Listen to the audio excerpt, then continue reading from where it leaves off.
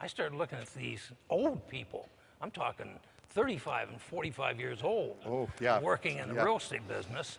And the truth of the matter was, the business was very unprofessional 50 years ago. And it was pretty sad. And I just thought, I never want to be like those people. This was around about the late 60s, early 70s? Okay. I made all the mistakes, had very little leadership ability. All I had was an enthusiasm for building my own business, much like the people in this room have. And we just didn't give up. We didn't quit. And the longer we stayed in business, the bigger we became, and we started getting other competitive advantages. That most certainly is one of the skills which I admire the most about you, which I have read through your bio, and I've read all your books. And that is probably the tenacity which you have shown, that never give up attitude. If you set your sights on something, I have noticed Dave is going to do that. Well, if we had been accepted by the other realtors as good old Dave, I think we would have thrown the towel in and said, okay, we'll file bankruptcy and give up. But as it was, the leaders of the industry were so anxious to drive me out of business, I just made up my mind, you will not defeat me. You know, every place we opened after we left Denver, they said that it won't work here, we're different. We went to Atlanta and they said, you guys are a bunch of Colorado cowboys.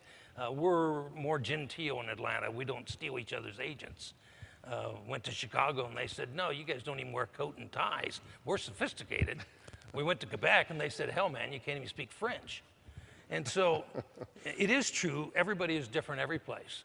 And if you go to 80% of the countries we're in, there's no real estate license laws, very few franchise laws, no multiple listing services, no boards of realtors, no training. And some places the commissions average 1 or 2%. Some places the country is communist, some are socialist, some are dictatorships. And yet, we made our system work in every country we've gone into. And we couldn't figure out why, but I think we have it now, and that is that every place you go around the world, things are different, but people are the same. Every person wants to know, how can I make more money? How can I do my business better? How can I be respected? Everybody wants to be loved. Everybody wants to be appreciated. Everyone wants to raise their children, their family, in their home to their religious beliefs and to their government and their society. We always respected that. We never all these things have changed. Technology is an enabler. We've become more sophisticated. There's 100 professional designations. The average productivity of the top producers is skyrocketing. Customer satisfaction is extraordinarily high. And so the industry changed all those things, but the things that didn't change is it's still a one-on-one people business. It was inevitable. Obviously, the founders of the company were getting older, and something has to be done with it. We'd looked at it off and on for 10 years, but the timing seemed correct. We met with the investment bankers, and it was opportune. We had some investors that had helped me when I got started. Were now older than I was, and they needed to monetize their original investment. I had gifted stock to a lot of my officers, and it was time for them to have a chance. So we moved forward with the IPO. It was a smashing success, a lot of fun. It was a different adventure. But now we're working on trying to be the best managed public company. One of them, I said, I am the toughest son of a bitch you've ever met. You cannot defeat me. You cannot hurt me. I want you to push me harder than you've pushed any patient in history.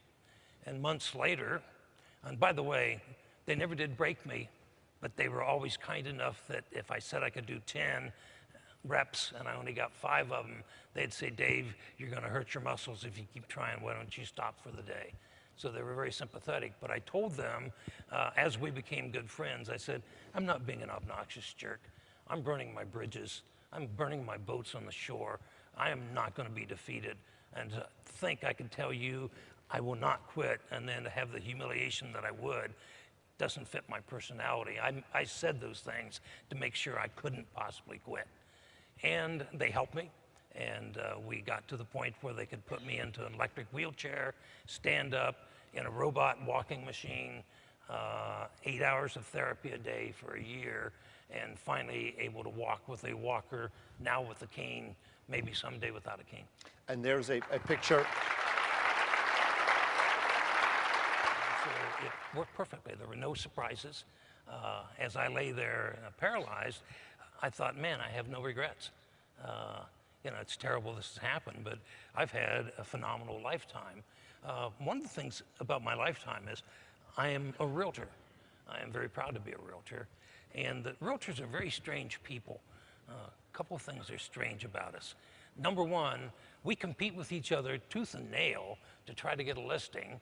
And the minute somebody wins out, we open the listing up to every one of our competitors and say, now let's sell it together. And so the thing that's interesting is to be in such a competitive industry to where so many of us are willing to teach every other person, including our competitors, how we do things to be successful. That's a very unique profession. Ladies and gentlemen, the most interesting man, the action hero, somebody we all admire. Thank you very much, Dave Liniger. Thank you very much. Thank you. Appreciate it.